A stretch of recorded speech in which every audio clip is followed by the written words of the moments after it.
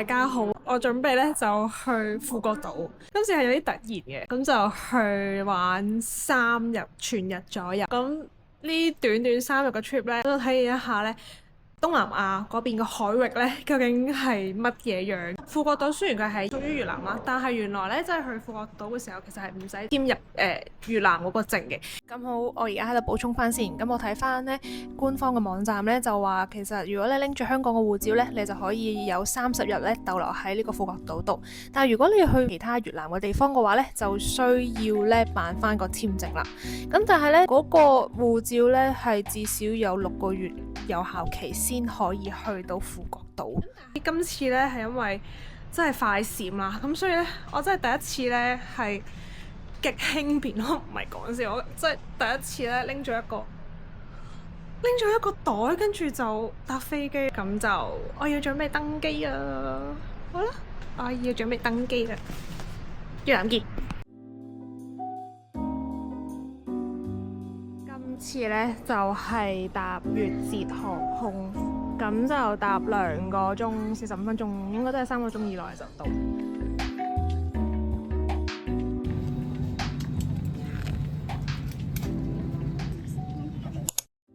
咁落地嘅第一餐晚餐呢，我哋就揀咗一間好靚嘅餐廳去食，喺海邊嘅一間幾靚嘅一間餐廳。到夜晚嘅時候呢，就有機會可以見到喺海旁嘅一啲表演同埋煙花咁樣。咁如果講翻佢嗰個食物質素啊，同埋嗰個價格定位呢，我哋就覺得呢性價比唔係咁高。咁我哋就叫咗2個菜、2杯嘢飲同埋1個甜品啦。咁食完都係覺得冇咩特別。咁如果係為咗想食越南菜食嘅話呢，咁就會失望啦。咁但係如果話想揾一個靚啲嘅地方飲杯嘢、嘆下景嘅話呢，我覺得呢個地方都 OK 嘅。嚟開箱一下呢，我哋住咗2晚嘅一間酒店啦。咁其實佢都比較平嘅，即係人均大概150蚊1晚咁樣。咁只不過就係佢離市中心都比較遠咯，地點就唔係咁方便，但係配套設施都 OK。早晨，今日我哋要去出海潛水。咁潛水之前呢，就喺個住宿呢個地方呢，就食早餐，超級豐富。一餐。話佢又送咗個 omelette 過嚟，好開心。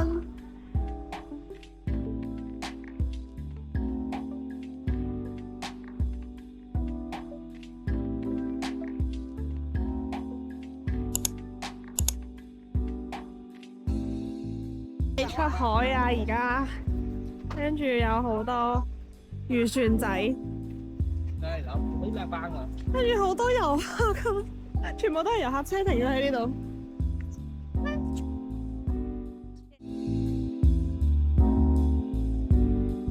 而家就準備登船出海啊！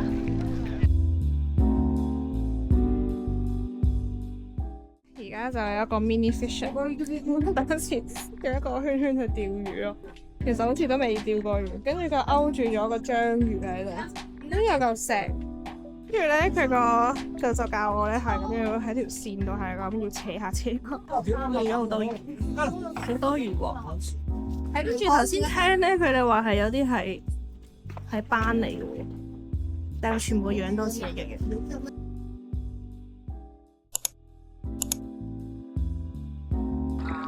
哇！而家喺度浮潛緊，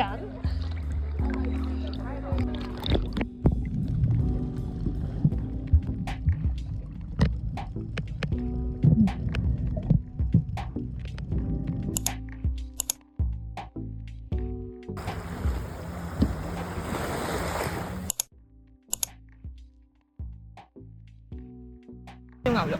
呢個咧係要將個米字啦，將所有嘅蔬菜咧加埋嗰個牛肉包埋一齊，變到咁樣。跟住咧就飲呢個辣辣地嘅辣椒汁啊，定唔知咩魚露啊，跟住咁樣食。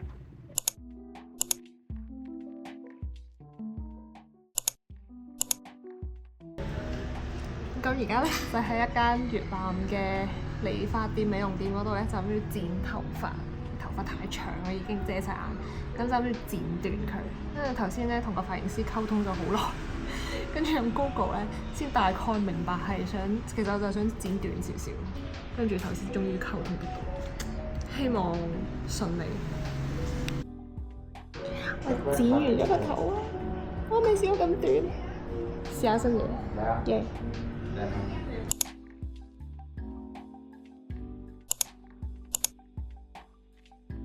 喺條大馬路隔離嘅一間超市，超級大間，跟住韓文都有咯。而家就入去睇下。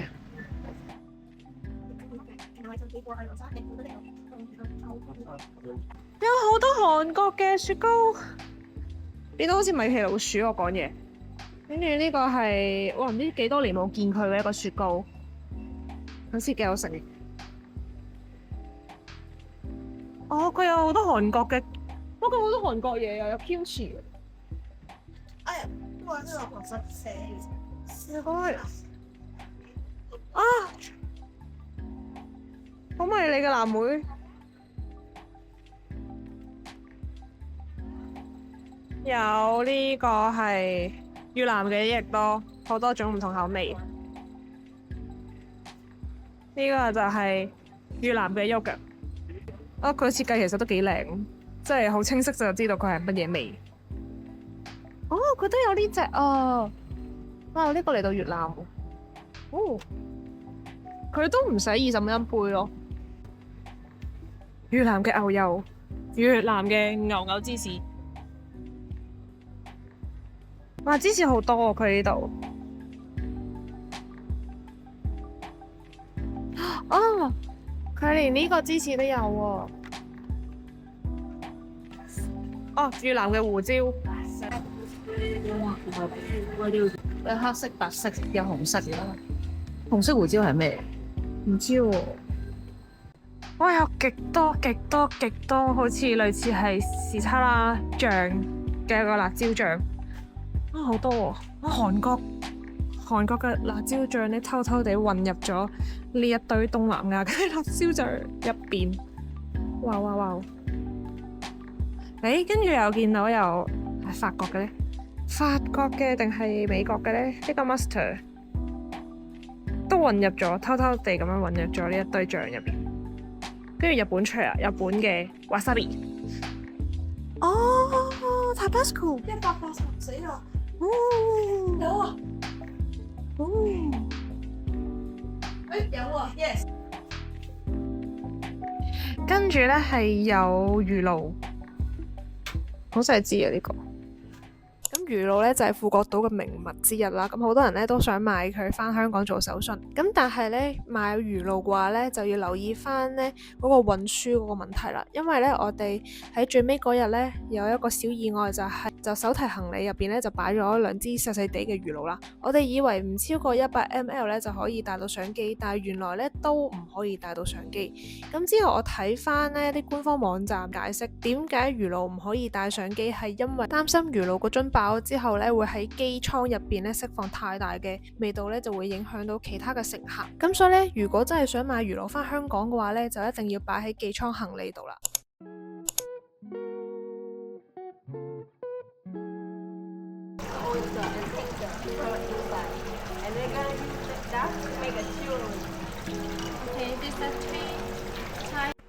跟住咧就嚟到咗一個少少嘅展覽廳啦，跟住咧佢就擺咗，其實以前咧就有好多啲洋船咧嚟到越南附近嗰度咧，即係沉咗船啊，跟住咧即係因為啲船就係話俾雷劈低，跟住所以就沉船啦，或者有其他原因啦，咁所以咧有好多嗰啲瓷器咧就會跌咗落去海底，跟住咧呢個成個展館咧。就係擺咗以前咧係沉咗喺海底撈翻上嚟嘅一啲瓷器，跟住係啊有海底嗰珊瑚嘅痕跡已經喺晒入邊。跟住咧佢係話係有唔少都係以前一啲即係中國運到過嚟嘅一啲瓷器咯，因為見到一啲青瓷嘅一啲杯，同埋係好靚咯，同埋佢係喺海底咧應該係有一段時間，所以佢已經係天然咁樣咧，就已經係 pack 埋咗一嚿啊。係，好誇張，好誇張啊！後邊啲碟好靚。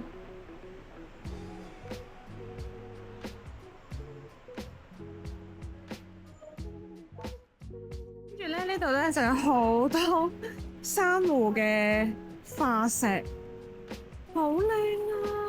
原來珊瑚嘅化石係咁樣啊！仲有珊瑚痕跡喺度。跟住咧，呢啲珊瑚嘅化石咧就會被加工成為一啲手嘅一啲裝飾。其實係有少少震撼到咯。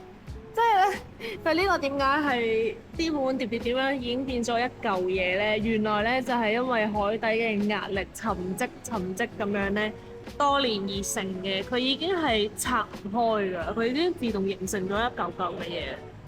係啊，跟住都覺得呢個博物館都幾值得一嚟。跟住呢度咧有咁大嘅嘢係睇唔出係乜嘢啦。原來咧佢就係煮食嗰啲 cooking pan 係啦，即係一啲廚具嚟嘅。跟住仲有埋咧係啲蟹類嘅一啲化石啊，好誇張啊！跟住咧又見到咧超耐歷史嘅千葉蟲啊，哦，好誇張！哇，呢個係咩嚟㗎？車渠，呢個係真係車渠。哇，好貴。可以對比一下，我隻腳係咁大，跟住咧呢個殼係咁大，呢個係蚌嗰個殼嚟，跟住佢哋就會打磨成一啲藝術品，有條龍喺度，有珍珠。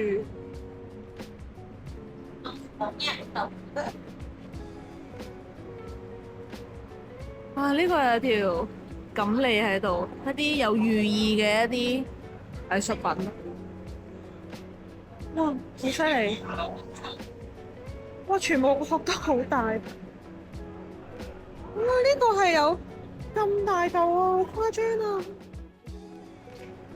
跟住咧，見到佢哋係有喺嗰個咁大嚿嘅石上面咧，就起咗個稿，跟住慢慢打磨之後咧，就會變成呢一個副產品，好犀利啊！呢個真係。跟住咧就嚟到一個絲嘅做絲啊嘅一個地方，跟住就見到佢啲蠶蟲點樣吐絲，跟住製造絲巾嘅過程。哦We don't make it. We showing you. 以前織呢個絲巾嘅一啲機器。A long year. So this one. 60年前嘅一個製造絲綢嘅一個機器。就嚟到咧搭船嘅地方，而家喺呢度，跟住就會搭呢個船咧，跟住就會遊歷呢幾個景點。跟住咧呢個就係越南其中一款好有特色嘅船，就係一個兜咁樣嘅船，好似一個竹籃咁樣，好得意。咁等陣咧就會有一啲表演啦，佢就會用呢個船去跳舞一啲表演。上咗個船仔啦，而家跟住有我哋送咗一個咁樣嘅首飾俾我哋，跟住同埋戴埋呢個應該係越南帽。Nè, ơi, chạy vòng chơi anh Đạt ơi. Chạy vòng chơi đúng không? Đúng rồi. 極哇少啲 Q 嚟，Cho個片係咁喺度拍片。俾咗我哦，轉緊啦！我哋睇到係咪唔轉完嚟？有少少黃黃地。Anh này lắm rồi anh ơi. Lên trên này thì về thôi mà. Rồi.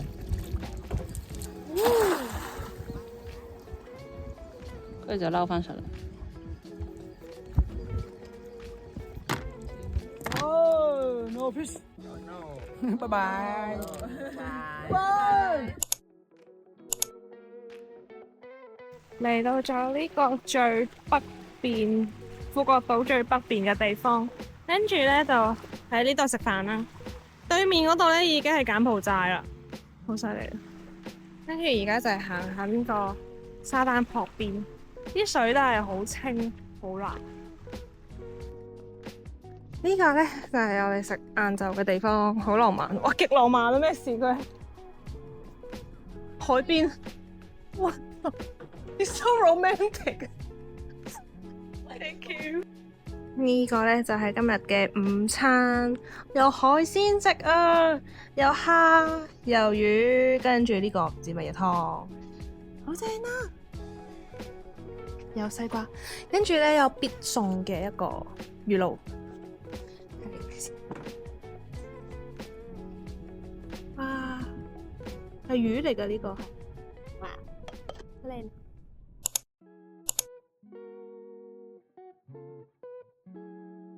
跟住咧就嚟到一個咧睇海星嘅一個小島，嗰班海星喺前面啦，好清啊個水。呢邊又見到一嚿牛肉我食。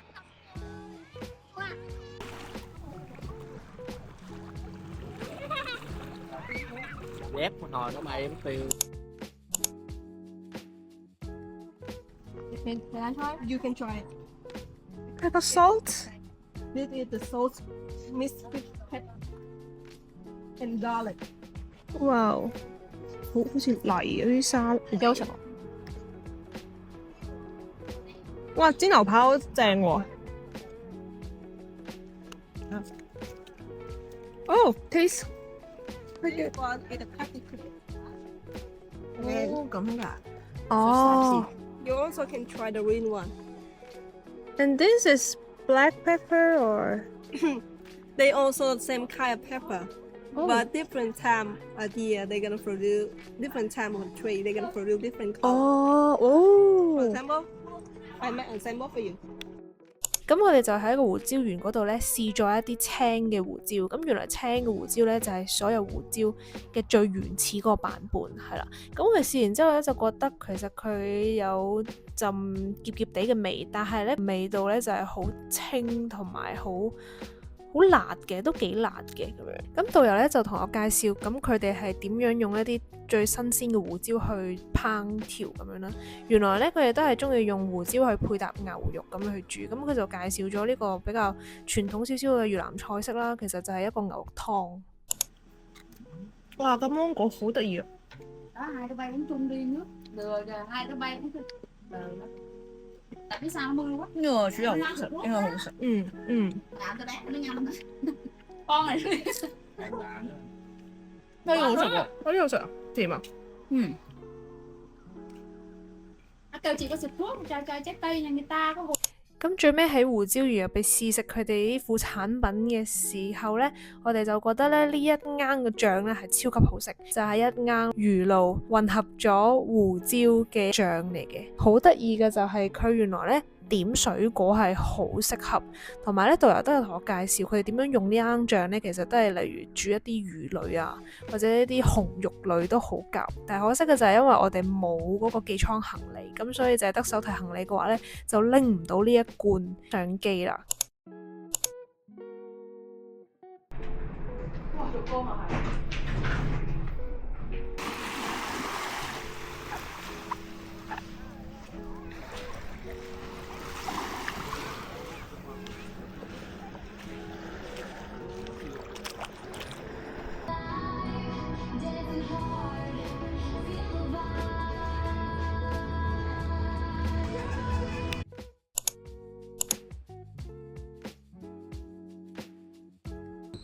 原來咪子，哇，好甜啊！呢個烏雞，為咗可以得到魚露太濃啦，逐親我。啊沒有，試下揸先。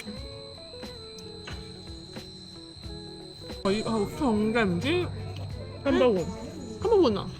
係咪啊？個荷葉嗰嗱一定有。好長啊，超級土青味。呢個係試下咪知咯。係同一個味。好，係啊呢個。咁呢間餐廳呢，其實就係因為好近我哋間酒店，咁所以呢，我哋就揀咗呢食啦。佢個環境呢係幾好嘅，只不過呢，可能我哋點菜呢點得唔係咁好，咁所以呢，全部都係點咗一啲未煮熟嘅菜去食，咁所以呢，食到最尾嘅時候呢，個腸胃係消化唔到，同埋我哋都覺得呢，因為佢就係每一碟呢都會送同一個魚露上嚟，咁所以就覺得好單調。咁我哋咧就喺呢一間酒店嗰度咧就住咗2晚，咁佢咧就包咗2餐嘅早餐，咁就係自助式嘅早餐嚟嘅。咁我哋朝早咧喺個海灘嗰度游完水之後咧，咁就去咗食自助餐。咁個自助餐咧都非常之豐富，雖然話係早餐嘅時段，但係咧佢選擇都非常豐富，即係唔單止就係得早餐會食嘅嘢，連一啲咧牛肉啊，跟住咧河粉啊、粉啊。跟住呢，有好多唔同嘅包啊，其他唔同嘅熱食呢，其實都有好多選擇。再加上呢間酒店呢，因為有好多世界各地唔同嘅旅客呢過嚟呢度住啊，咁所以呢，佢個選擇方面呢，其實都好多元化，即係例如有韓國嘅紫菜卷啦，跟住亦都有一啲火腿啦，跟住亦都有一啲 pancake 啊、窩夫啊等等等等。再加上呢個環境實在太靚啦，咁所以咧，坐喺度食嗰一個早餐咧，真係會令到一日精神滿滿。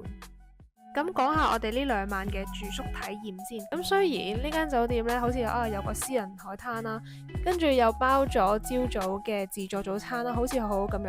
咁但係我哋住落咧，都有覺得好多微細個位唔係咁好啊。例如我哋住嘅房間入邊咧，洗手間嘅一啲設備咧，係設計上面有啲問題啦，跟住熱水供應都有啲問題咁樣。再加上咧，其實佢嘅地理位置咧都比較入嘅，因為其實佢就係好近海。咁我哋就覺得咧，佢最大嘅賣點咧，其實就係佢嘅私人海灘。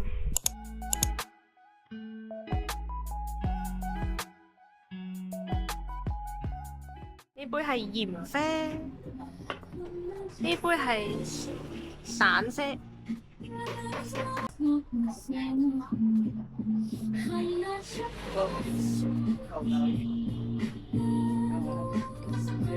好實淨，哇，好鹹啊！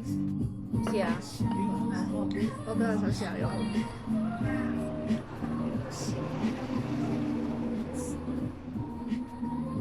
係咯，好實淨。哦，但係個啡好飲喎。唔係好鹹，係咩？好厚喎感覺，佢個鹽啱啱好，因為佢唔係咁甜。好飲喎。咩啊？咖啡。咁之後呢，我哋都叫多咗一杯呢椰子咖啡。咁我哋都覺得呢間咖啡呢其實好值得一嚟，因為呢其實佢價錢都比較親民，同埋呢嘢飲得好高質。跟住呢，入咗一個係天然泥浴嘅 SPA 店，試下手。我呢度。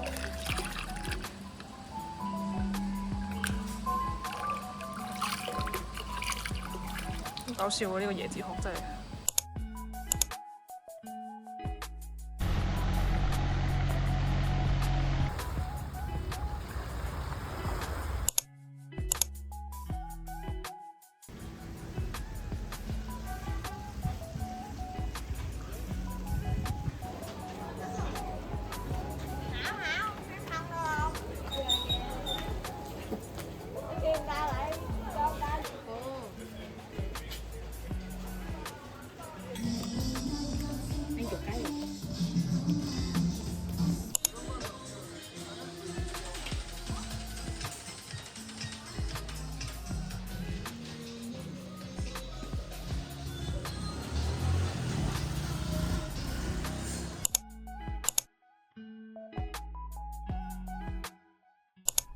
我哋先前咧就問咗導遊喺富國島咧係有啲乜嘢必食嘅特色美食，咁其中一樣咧就係叫崩潰嘅，粵式海鮮湯米粉。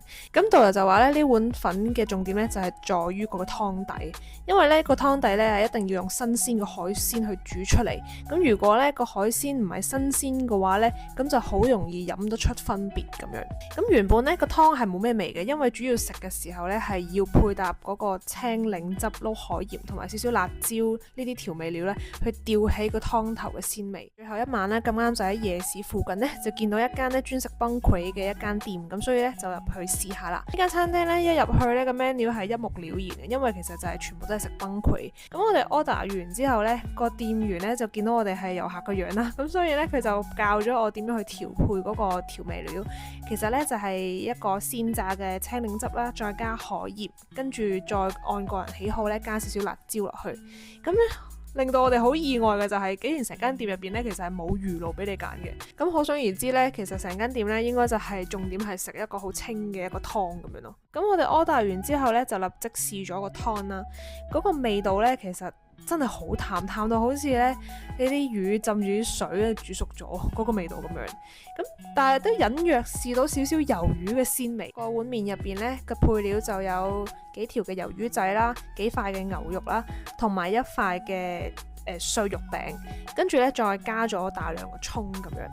我哋發覺咧個青檸海鹽汁咧真係幫嗰碗粉咧加咗個靈魂。之後雖然都係淡淡地啦，但係咧就會突然之間咧嗰個海鮮味咧就會湧咗上嚟。雖然就唔係好鹹嗰隻嘅味道，但係真係有嗰種好溫柔嘅海鮮嘅味道。咁除此之外咧，我哋就另外叫咗一杯甘蔗汁啦。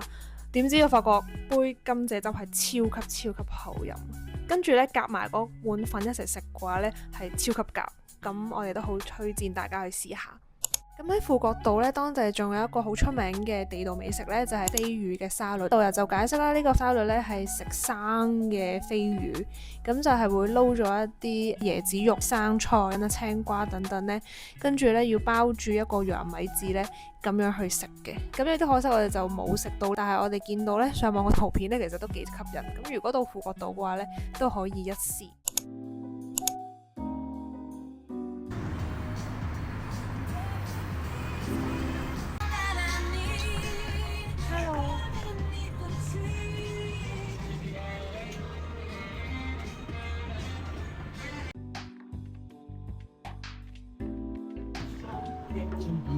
我覺得佢個啡綠得過，要唔要試啊？